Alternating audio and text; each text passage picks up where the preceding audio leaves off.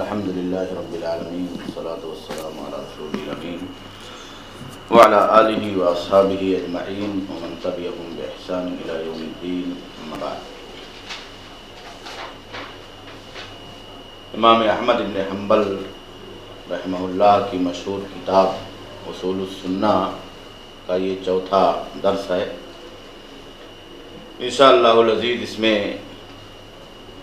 قرآن کے تعلق سے اور رویت باری تعالیٰ کے تعلق سے کچھ مسائل کے سلسلے میں گفتگو کی جائے گی، جیسا کہ امام احمد بن حنبل رحمہ اللہ نے ذکر کیا ہے۔ بیان فرماتے ہیں کہ والقرآن کلام اللہ ولیس بمخلوق، یہ قرآن اللہ کا کلام ہے اور یہ مخلوق نہیں ہے۔ ولا تضعف ان تقول لیس بمخلوق، اور تم اس بات کے کہنے میں کمزوری مت ظاہر کرو کہ قرآن مخلوق نہیں ہے۔ فإن کلام اللہ لیس ببائن منہ، اس لیے کہ اللہ کا کلام اللہ کی ذات سے جدا نہیں ہے۔ بائن کا مطلب جدا۔ ولیس منہ شیء مخلوق، اور اس میں سے اللہ کے کلام میں سے کوئی بھی چیز مخلوق نہیں ہے۔ وَإِيَّاكَ وَمُنَاظَرَةَ مَنْ أَحْدَثَ فِيهِ، اور جن لوگوں نے قرآن کے کلام اور اللہ کے اس قرآن کے سلسلے میں نئی نئی باتیں ایجاد کی ہیں، تم ان کے ساتھ مناظرہ کرنے اور بحث و مباحثہ کرنے سے اپنے آپ کو بچاؤ اور دور رکھو۔ وَمَنْ قَالَ بِاللَّفْظِ وَغَيْرِهِ وَمَنْ وَقَفَ فِيهِ، اور جو لوگ لفظی طور پر قرآن کے سلسلے میں مخلوق غیر مخلوق کے قائل ہیں، یا جو لوگ اس کے سلسلے میں توقف اختیار کرتے ہیں، کچھ نہیں کہتے ہیں، اور ان کا یہ عقیدہ ہے کہ لا ادری مخلوق او لیس بمخلوق، کہ مجھے معلوم نہیں ہے کہ قرآن مخلوق ہے یا مخلوق نہیں ہے۔ وَإِنَّمَا هُوَ کلام اللہ، ہم صرف اتنا جانتے ہیں کہ یہ اللہ کا کلام ہے۔ فَهُوَ صَاحِبُ بِدْعَةٍ، تو یہ بدعتی انسان ہے۔ مثل من قال هو مخلوق، جس طرح سے وہ آدمی بدعتی ہے جو یہ کہتا ہے کہ قرآن مخلوق ہے۔ وَإِنَّمَا هُوَ كَلَامُ اللَّهِ وَلَيْسَ بِمَخْلُوق، قرآن کے سلسلے میں ہمارا یہ عقیدہ ہونا چاہیے کہ یہ اللہ کا کلام ہے اور مخلوق نہیں ہے۔ امام احمد بن حنبل رحمہ اللہ نے قرآن کے سلسلے میں یہاں دو عقیدہ بیان کیا۔ قرآن ہم جانتے ہیں کہ یہ اللہ کی طرف سے نازل کردہ آسمانی کتاب ہے، جو جستا جستا تھوڑا تھوڑا مکہ اور مدینہ کے مختلف مراحل میں اللہ کے نبی صلی اللہ علیہ وسلم کے قلب اطہر پر حضرت جبریل امین کے ذریعے سے اللہ رب العالمین نے نازل کیا ہے۔ اس کا پڑھنا، اس کے معانی کو سمجھنا، اس کی تلاوت کرنا سب عبادت اور ثواب کا باعث اور ذریعہ ہے۔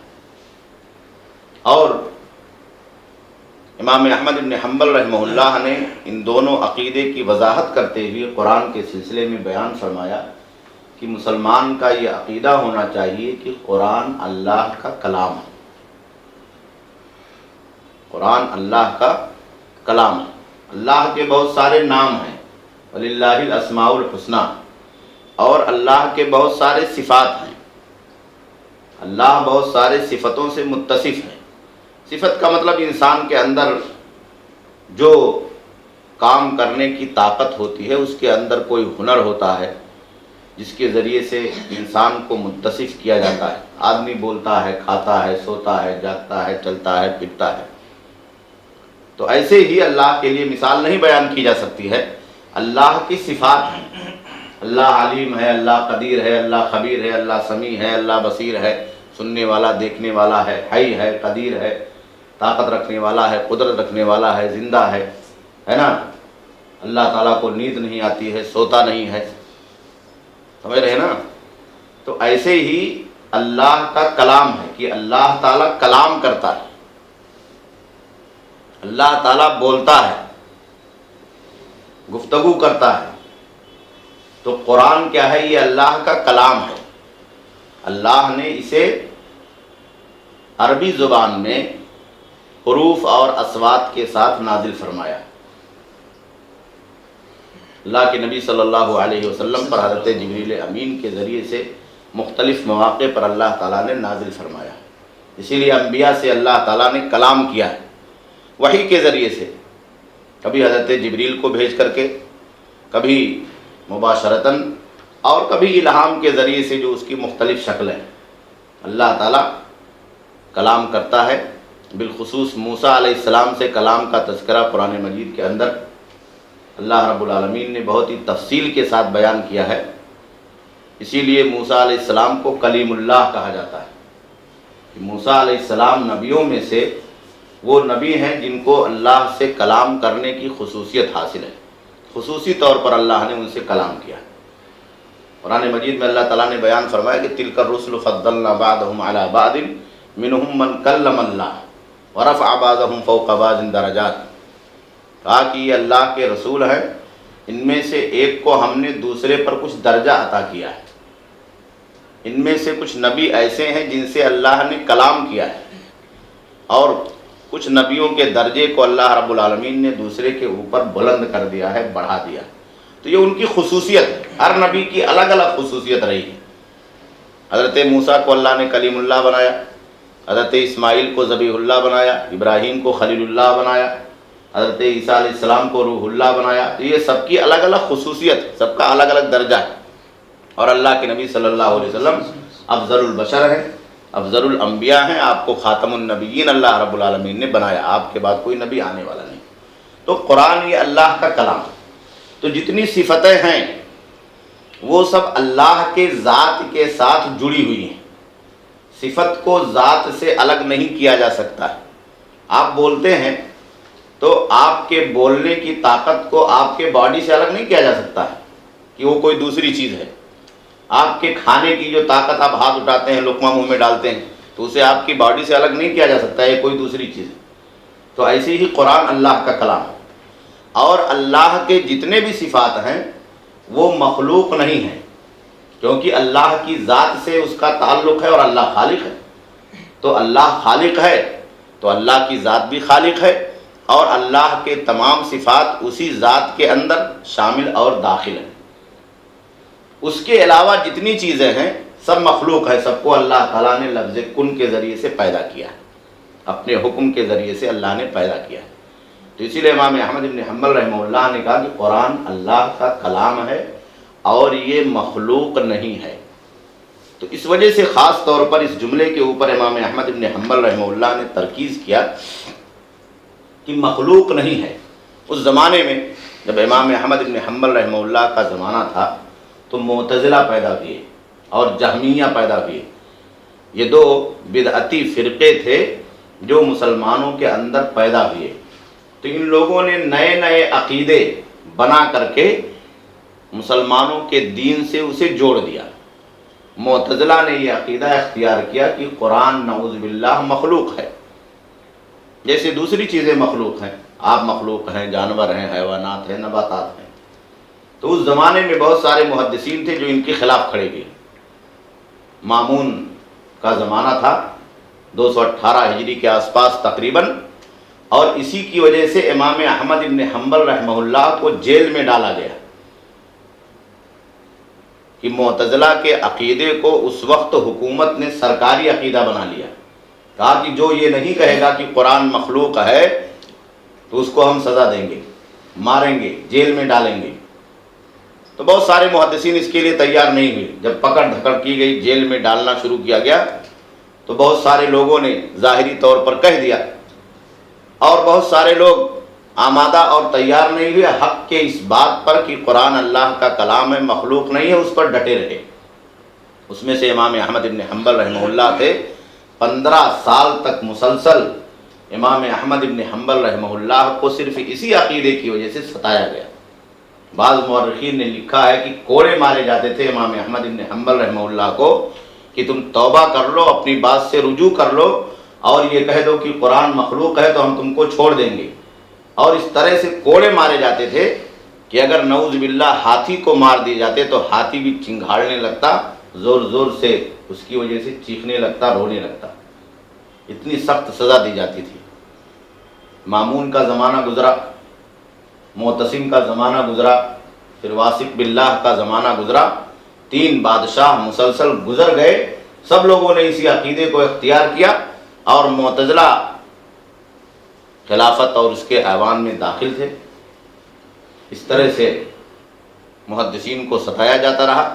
جب متوکل کا زمانہ آیا تو اس نے علماء کو بلایا، بالخصوص امام احمد بن حنبل رحمہ اللہ کو، تو امام احمد بن حنبل رحمہ اللہ نے کہا کہ ایتونی بشیء من کتاب اللہ و سنت رسولہ، کہا کہ میں تمہارا عقیدہ اختیار کر لوں گا، لیکن ایک شرط ہے، یا تو قرآن کی کوئی آیت مجھے دے دو، یا اللہ کے نبی صلی اللہ علیہ وسلم کی کوئی حدیث دے دو، تو میں مان لیتا ہوں کہ قرآن مخلوق ہے، اور اگر نہیں کوئی چیز دلیل کے طور پر، پروف کے طور پر پیش کر سکتے ہو تو میں یہ ماننے کے لیے تیار نہیں ہوں، مجھے چاہے جو سزا دی جائے۔ چنانچہ متوکل کو یقین ہو گیا کہ یہی عقیدہ صحیح ہے جو امام احمد بن حنبل رحمہ اللہ نے اختیار کیا ہے، تب جا کر کے امام احمد بن حنبل رحمہ اللہ کو جیل سے فرصت ملی۔ اس لیے امام احمد بن حنبل رحمہ اللہ اس عقیدے کے اوپر ڈٹے رہے۔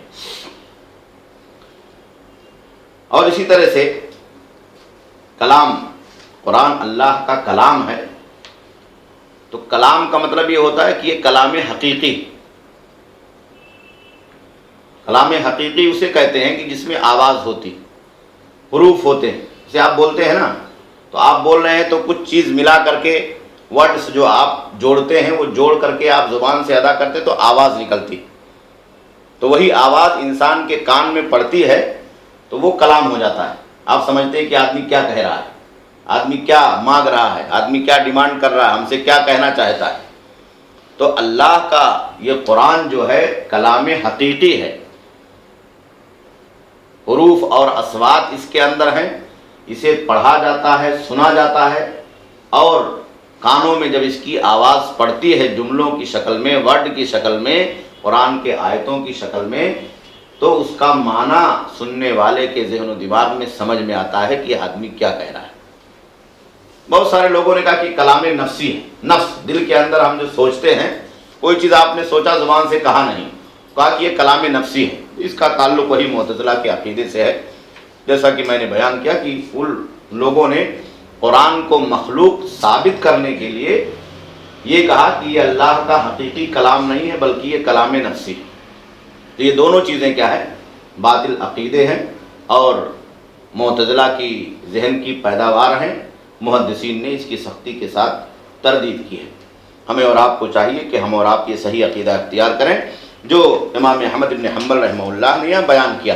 اسی لیے تمام علماء کا، محدثین کا اس بات پر اتفاق ہے کہ اگر کوئی آدمی یہ دعویٰ کرتا ہے یا اس بات کا عقیدہ رکھتا ہے کہ نعوذ باللہ قرآن مخلوق ہے، تو وہ بسا اوقات کافر بھی ہو سکتا ہے اس عقیدے کی وجہ سے۔ اس لیے خلاصہ کلام یہ ہے کہ قرآن اللہ کا کلام ہے، اللہ کی ذات سے اس کا تعلق ہے اور اللہ کی صفات سے اس کا تعلق ہے، اور یہ مخلوق میں شمار نہیں کیا جا سکتا ہے، اس لیے قرآن مخلوق نہیں ہے۔ اس کے بعد دوسری بحث امام احمد بن حنبل رحمہ اللہ نے رؤیت باری کی ذکر کی، یعنی کہ والایمان بالرؤیت یوم القیامہ، کا قیامت کے دن اللہ تعالیٰ کو دیکھنے کے سلسلے میں جو معاملہ ہے اس پر ہمیں ایمان رکھنا ہے، جیسا کہ اللہ کے نبی صلی اللہ علیہ وسلم سے صحیح حدیثوں میں اس کی روایت کی گئی ہے۔ وَأَنَّ النَّبِيَّ صلی اللہ علیہ وسلم قَدْ رَأَى رَبَّهُ، اور یہ کہ اللہ کے نبی نے اپنے رب کو دیکھا تھا، اور یہ رسول اللہ صلی اللہ علیہ وسلم سے معصور ہے۔ رواہ قتادہ نے اکرمہ عن ابن عباس، قتادہ نے اکرمہ سے جو عبداللہ ابن عباس کے شاگرد ہیں، اور انہوں نے اپنے استاد عبداللہ ابن عباس سے اسی کی روایت کی ہے۔ اور رواہ الحکم ابن ابان عن اکرمہ عن ابن عباس، اور حکم ابن ابان نے بھی ابن عباس سے اکرمہ کے واسطے سے ایسے ہی روایت کیا۔ اور رواہ علی ابن زید عن یوسف ابن مہران عن ابن عباس، اور علی ابن زید نے یوسف ابن مہران کے واسطے سے عبداللہ ابن عباس سے یہی روایت کی ہے۔ والحدیث عندنا علی ظاہری، اور یہ حدیث ہمارے نزدیک اپنے ظاہری معنی کے اوپر محمول کیا جائے گا، کما جاء عن نبی صلی اللہ علیہ وسلم، جیسے کہ اللہ کے نبی صلی اللہ علیہ وسلم سے وارد ہے۔ والکلام فیہ بدعۃ، اور اس کے بارے میں زیادہ بحث و مباحثہ کرنا یہ بدعت کی بات ہے۔ وَلَٰكِن نُؤْمِنُ بِهِ، ہم اس پر اتنا ہی ایمان لاتے ہیں کما جاء علی ظاہرہ، جیسے کہ وہ اپنے ظاہر کے بنیاد پر وارد ہے۔ وَلَا نُنَاظِرُ فِيهِ أَحَدًا، اور ہم اس میں کسی کے ساتھ مناظرہ بحث و مباحثہ نہیں کرتے۔ امام احمد بن حنبل رحمہ اللہ نے خاص طور پر عقیدے کے مسائل میں بہت زیادہ بحث و مباحثہ کرنے سے دور رہنے کی تلقین کی ہے، اور اس کا ایک بہت بڑا فائدہ ہے۔ عقیدے کا مسئلہ یہ ایمانیات سے تعلق رکھتا ہے، آپ اس میں بحث و مباحثہ کریں گے تو کبھی آپ گمراہ ہو سکتے ہیں۔ تو گمراہ ہونے کا مطلب یہ ہے کہ آپ کا ایمان بالکل خراب ہو گیا، آپ کا عقیدہ بالکل خراب ہو گیا۔ آدمی کو بہت محتاط رہنا چاہیے، اگر کوئی آدمی بیجا باتیں کرتا ہے تو اس کے ساتھ آپ بہت زیادہ گفتگو نہ کرو، آپ دلائل اس کے ساتھ واضح کر دو، اسے سمجھا دو، اگر وہ مانتا ہے تو ٹھیک بات ہے، ورنہ قرآن کا یا حدیث کا انکار لازم آئے گا۔ تو یہاں امام احمد بن حنبل رحمہ اللہ نے رویت کی بحث ذکر کی ہے، یہ عقیدے کا ایک بہت اہم باب ہے۔ رویت کا مطلب یہ ہے کہ اللہ تعالیٰ کو دیکھا جا سکتا ہے یا نہیں دیکھا جا سکتا ہے۔ اللہ تعالیٰ کو دیکھنا، اللہ کی رویت ممکن ہے یا نہیں ہے، یہ ایک بحث ہے عقیدے کے اندر۔ تو اس بات پر تمام علماء کا اتفاق ہے کہ رویت اللہ تعالیٰ کی اہل ایمان کے لیے ثابت ہے، لیکن جنت میں، آخرت میں مومنین جنت میں اللہ تعالیٰ کو دیکھیں گے عیاناً، جیسے آپ دیکھتے ہیں کھلی آنکھ سے۔ اس کے سلسلے میں مختلف حدیثیں صحیح بخاری اور مسلم کے اندر وارد ہیں۔ صحابہ کرام نے اللہ کے نبی صلی اللہ علیہ وسلم سے پوچھا کیا ہم اپنے رب کو دیکھیں گے؟ تو اللہ کے نبی صلی اللہ علیہ وسلم نے کہا ایسے ہی دیکھو گے جیسے سورج کو نصف النہار میں دوپہر کے وقت میں دیکھتے ہو، اور اس کے دیکھنے میں تمہیں کوئی تکلیف محسوس نہیں ہوتی۔ تو اس پر تمام علماء کا اتفاق ہے کہ مومنین جنت میں اللہ تعالیٰ کو دیکھیں گے۔ البتہ قیامت کے دن کفار اور منافقین کو اللہ تعالیٰ کی رویت سے محروم کر دیا جائے گا، انہیں یہ رویت نصیب نہیں ہوگی، اور یہ اعزاز کی بات ہے مومنین کے لیے، اور کفار اور منافقین کے لیے اہانت اور توہین کی بات ہے۔ اللہ رب العالمین نے قرآن مجید کے اندر بیان فرمایا کلا انہم عن ربہم یومئذ لمحجوبون، کافروں کے بارے میں کہا کہ یہ لوگ اللہ تعالیٰ کے دیکھنے سے قیامت کے دن روک دیے جائیں گے، ان کے لیے سزا ہوگی، عذاب ہوگا کہ اللہ کا دیدار بھی ان کو نصیب نہیں ہوگا، اللہ ان سے اتنا ناراض ہوگا۔ تو مومنین دیکھیں گے، کافر قیامت کے دن اللہ تعالیٰ کو نہیں دیکھیں گے۔ اور اس کے بعد دنیا کے اندر کیا اللہ تعالیٰ کو دیکھنا ممکن ہے؟ تو اس بات پر بھی علماء کا اتفاق ہے کہ دنیا میں اللہ تعالیٰ کا دیدار ممکن نہیں ہے۔ حضرت موسیٰ علیہ السلام نے اللہ تعالیٰ سے اس بات کا مطالبہ کیا تھا کہ اللہ تعالیٰ مجھے تو اپنا دیدار نصیب کر دے، تو اللہ تعالیٰ نے موسیٰ علیہ السلام کو صرف تجلی دکھائی تھی، تو موسیٰ علیہ السلام بے ہوش ہو گئے تھے۔ کیا آیت ہے؟ ربی ارنی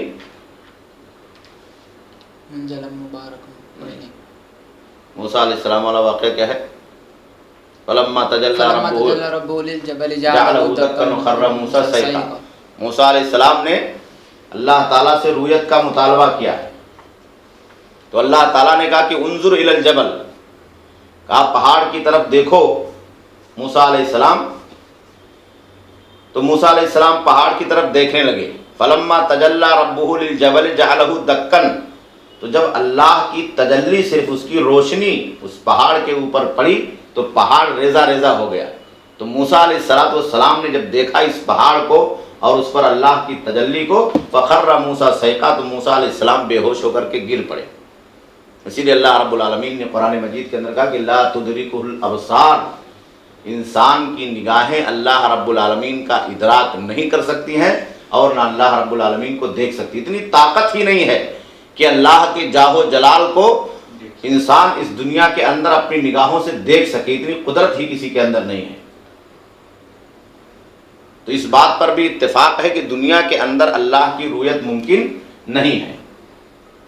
اب صرف ایک مسئلہ بچتا ہے رویت کے سلسلے میں، کیا اللہ کے نبی صلی اللہ علیہ وسلم نے دنیا میں اللہ تعالیٰ کا دیدار کیا ہے یا اللہ تعالیٰ کو دیکھا ہے؟ تو اس مسئلے کے اندر اختلاف ہے۔ یا امام احمد بن حنبل رحمہ اللہ نے اس بات کی طرف اشارہ کیا ہے۔ تو آپ کو معلوم ہونا چاہیے کہ رؤیت کے سلسلے میں کہ اللہ کے نبی نے اللہ تعالیٰ کو دیکھا ہے، 3 باتیں، 3 اقوال ہیں۔ پہلا قول یہ ہے جو جمہور صحابہ کرام کا ہے، حضرت عائشہ، ابو بکر صدیق، حضرت ابو ہریرہ رضی اللہ تعالیٰ عنہ اور دیگر صحابہ کرام کا، کہ اللہ کے نبی صلی اللہ علیہ وسلم نے اللہ تعالیٰ کو نہیں دیکھا ہے، اللہ تعالیٰ کو نہیں دیکھا ہے۔ جو واقعہ بیان کیا جاتا ہے کہ اسراء اور معراج میں اللہ کے نبی صلی اللہ علیہ وسلم نے اللہ تعالیٰ کو دیکھا ہے، تو اس واقعے کی حضرت عائشہ رضی اللہ تعالیٰ عنہ نے تردید کی۔ اسراء اور معراج کے اندر جو واقعہ ذکر ہے قرآن مجید کے اندر، وہ والنجم اذا ہوا ما ضل صاحبکم وما غوا ہے نا، تو اس میں حافظ ابن کثیر رحمہ اللہ نے بیان کیا ہے کہ جو دیکھنے کا ذکر ہے وہ حضرت جبریل علیہ السلام کے دیکھنے کا ذکر ہے، اللہ کے نبی صلی اللہ علیہ وسلم کے دیکھنے کا ذکر نہیں ہے۔ اور عبداللہ ابن عباس اور ان کے شاگردوں سے یہ بات ثابت ہے کہ جو رؤیت کا تذکرہ سورۃ النجم میں اللہ رب العالمین نے کیا ہے، اس رؤیت کا تعلق اللہ کے نبی سے نہیں بلکہ حضرت جبریل علیہ السلام سے۔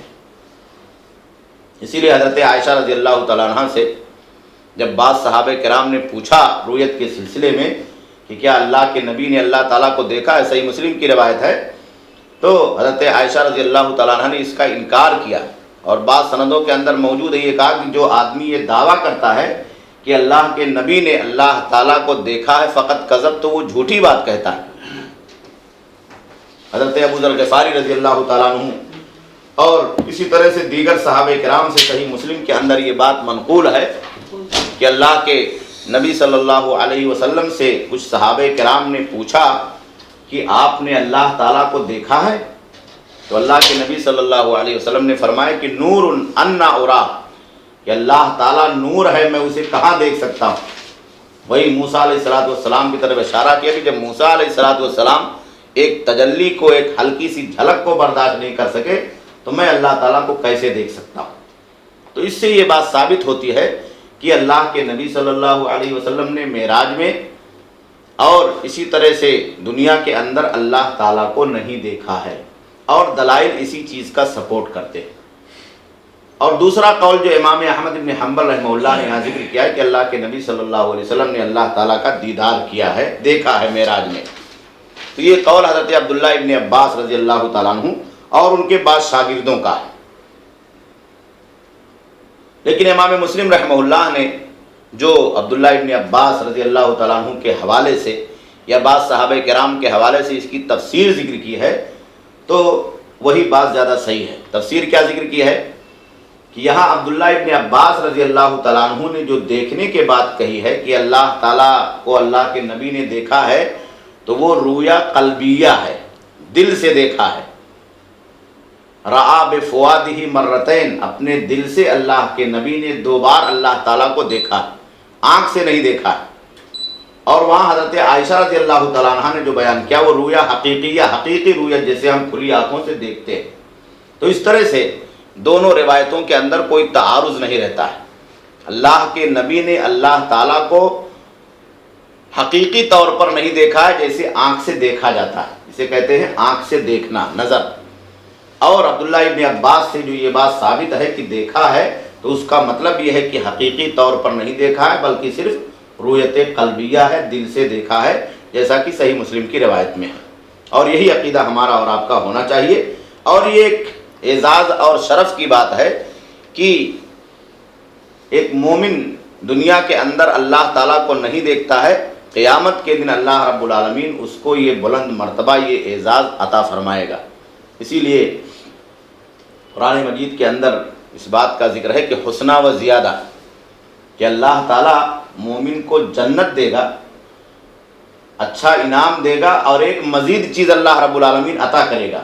تو اکثر مفسرین نے اس بات کو ذکر کیا ہے قرآن مجید کی اس آیت کریمہ کی تفسیر میں کہ زیادہ سے مراد ہے النظر الی وجہ اللہ تبارک و تعالی، جنت میں اللہ تعالیٰ مومنین کے سامنے ظاہر ہوگا اور مومنین اللہ تعالیٰ کا دیدار کریں گے، اور یہی مومنین کی سب سے آخری خواہش ہوگی۔ دنیا کے اندر اللہ ہی کے لیے سب کچھ کیا، اللہ کی مرضی کے مطابق سب کچھ کیا، اللہ پر ایمان لائے مگر اللہ کو نہیں دیکھا، اور قیامت میں جب جائیں گے تو اللہ تعالیٰ ان کے لیے جو سارے انعامات تیار کر رکھے گا وہ سب ملیں گے، تو یہ سوچیں گے کہ یہ کون دے رہا ہے، کم سے کم اس کا دیدار تو ہو جائے۔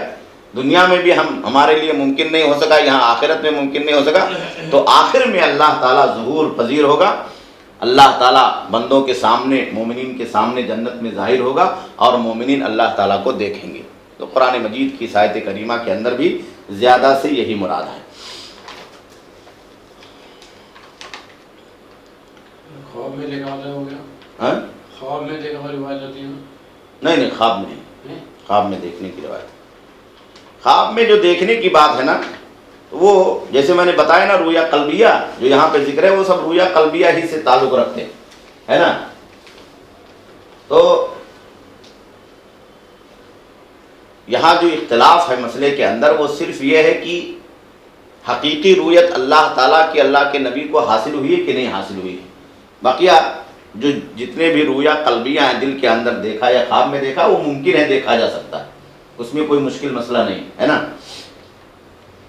اور اس کے بعد ایک تیسرا مسئلہ امام احمد بن حنبل رحمہ اللہ نے ذکر کیا کہ والایمان بالمیزان یوم القیامہ، قیامت کے دن میزان پر ہمیں ایمان رکھنا ہے، کما جاء، جیسے کہ وارد ہے۔ میزان کا مطلب وہ ترازو جس کے ذریعے سے بندوں کے اعمال کو قیامت کے دن تولا جائے گا۔ یوزن العبد یوم القیامہ، بندے کا وزن کیا جائے گا قیامت کے دن، فلا یزن جناح بعوضۃ، تو وہ مچھر کے ایک پر کے برابر بھی وزن میں نہیں ٹھہرے گا۔ وتوزن اعمال العباد، اور بندوں کے اعمال کا وزن کیا جائے گا جیسا کہ حدیث میں وارد ہے۔ والایمان بہ والتصدیق بہ، اس پر ہمیں ایمان رکھنا ہے اور اس کی ہمیں تصدیق کرنا ہے۔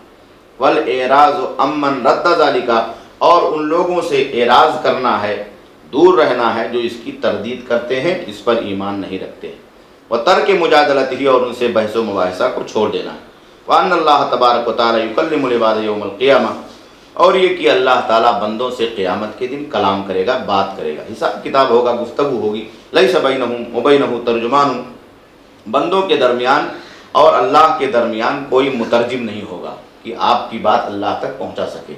اللہ تعالیٰ ڈائریکٹ کلام کرے گا، پوچھے گا تم نے کیا کیا، تمہارا یہ عمل ہے، ساری چیزیں پیش ہوں گی اور پھر اس کے حساب سے فیصلہ ہوگا جنت کا یا جہنم کا۔ والایمان بھی، اور اس پر ہمیں ایمان رکھنا ہے، والتصدیق بھی، اور اس کی ہمیں تصدیق کرنا ہے۔ تو یہاں پر امام احمد بن حنبل رحمہ اللہ نے قیامت کے دن جو میزان عمل لگایا جائے گا، جو ترازو لگایا جائے گا تولنے کے لیے، اعمال کا وزن کرنے کے لیے، اس کا تذکرہ کیا ہے کہ اللہ تعالیٰ قیامت کے دن ایک ترازو لگائے گا اور اس میں بندوں کے اعمال کو تولے گا۔ اس پر ہمارا عقیدہ ہونا چاہیے، اس پر ہمارا ایمان ہونا چاہیے۔ بہت سارے لوگ ان ساری چیزوں کی تردید کر دیتے ہیں، ہے نا، جیسے معجزات کی بہت سارے لوگوں نے تردید کر دیا، بہت سارے لوگوں نے عذاب قبر کی تردید کر دیا، بہت سارے لوگ جنت اور جہنم میں کیا نعمتیں ہیں، جنت میں کیا نعمتیں ہیں، جہنم میں کیا عذاب ہے، اس کی تردید کر دیتے ہیں کہ ہم دیکھتے نہیں، پتہ نہیں ہے کہ نہیں ہے۔ تو اس کا تعلق ایمان بالغیب سے ہے۔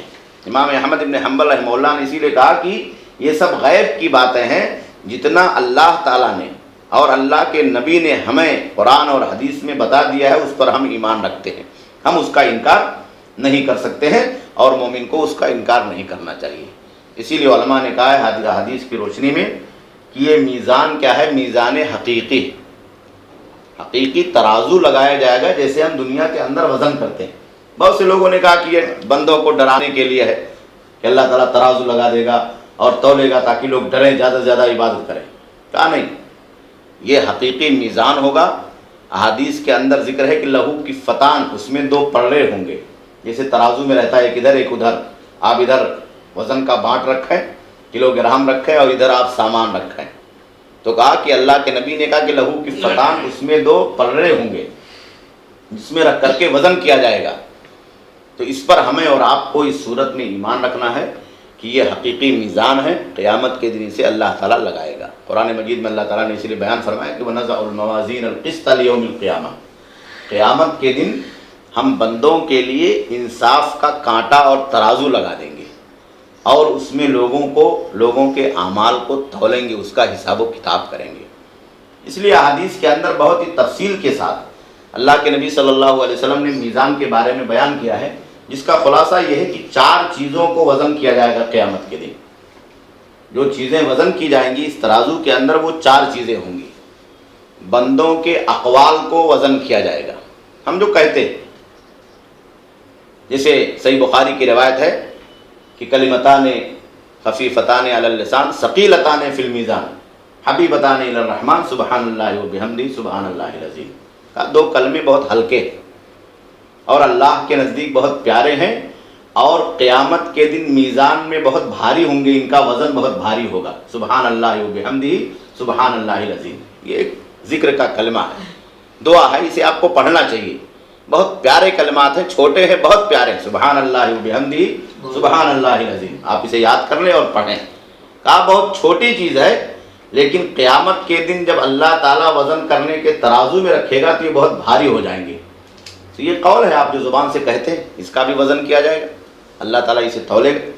اسی طرح سے اعمال کو تولا جائے گا، بندوں کے عمل کو قیامت کے دن تولا جائے گا، آپ جو عمل کر رہے ہیں۔ حضرت ابو الدرداء رضی اللہ تعالیٰ عنہ کی روایت ہے، سنن ترمذی کے اندر موجود ہے کہ ما من شیء یوضع فی المیزان اثقل من حسن الخلق، کہا قیامت کے دن میزان عمل میں جتنی بھی چیزیں رکھی جائیں گی تو اچھے اخلاق سے زیادہ وزنی اور بھاری کوئی چیز نہیں ہوگی۔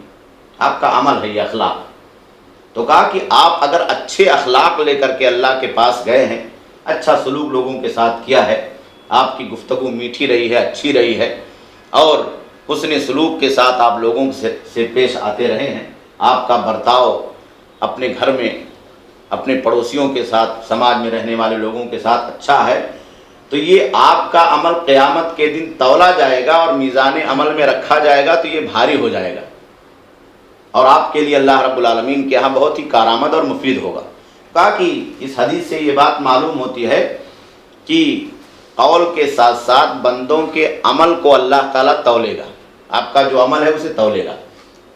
اور اسی طرح سے تیسری چیز، صحائف اعمال کو تولا جائے گا، اعمال نامے کو، نامہ عمل جسے کہتے ہیں، نامہ اعمال، جو فرشتے لکھ رہے ہیں۔ کندھے پر اللہ نے، داہنے کندھے پر ایک فرشتے کو لگا رکھا ہے، نیکی لکھ رہا ہے، اور بائیں کندھے پر ایک فرشتے کو لگا رکھا ہے جو برائی لکھ رہا ہے، وہ رجسٹر تیار کر رہا ہے، دفتر تیار کر رہا ہے، تو یہ دفتر تولا جائے گا۔ مشہور روایت ہے جسے حدیث البطاقہ کہا جاتا ہے ترمذی کی، کہ ایک آدمی کو قیامت کے دن لایا جائے گا، بڑا مجرم ہوگا، اللہ تعالیٰ کہے گا کہ اس کے نامہ اعمال کو حاضر کرو، تو فرشتے اس کے نامہ اعمال کو، رجسٹر کو لے کر کے آئیں گے۔ 99 سجلا، 99 دفتر ہوں گے، رجسٹر۔ کل سجل مد البصر، ہر دفتر کی لمبائی چوڑائی تا حد نگاہ ہوگی۔ آپ کھڑے ہو جائیں کسی اوپن جگہ پہ اور سامنے دیکھیں، جہاں تک آخری پوائنٹ تک آپ کی نگاہ پہنچتی ہے اتنا لمبا ایک دفتر ہوگا، اتنا چوڑا ہوگا۔ ایسے 99 دفتر ہوں گے، وہ آدمی گھبرا جائے گا، کتنے بڑے بڑے دفتروں میں میرے عمل کو لکھا گیا ہے۔ تو اللہ تعالیٰ اس کے گھبراہٹ کو دیکھے گا تو اس کے نامہ اعمال میں سے ایک چھوٹا سا کارڈ اللہ تعالیٰ نکالے گا، فرشتوں سے کہے گا نکالو، اس پہ لکھا رہے گا لا الہ الا اللہ محمد رسول اللہ، مومن ہوگا، کلمہ پڑھتا ہوگا، زندگی میں گناہیں بھی رہیں گی۔